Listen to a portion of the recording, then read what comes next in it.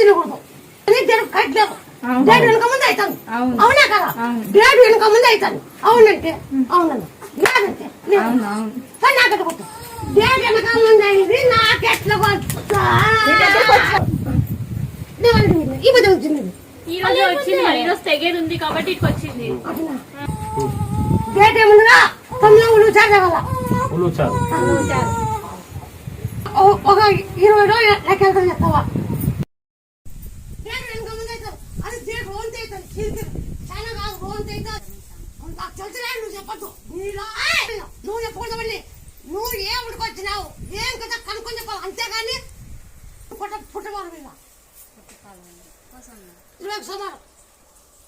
ఒక కొత్తలో 10 రోజులు అయినాక నిలబడి ఒకటి పోయింది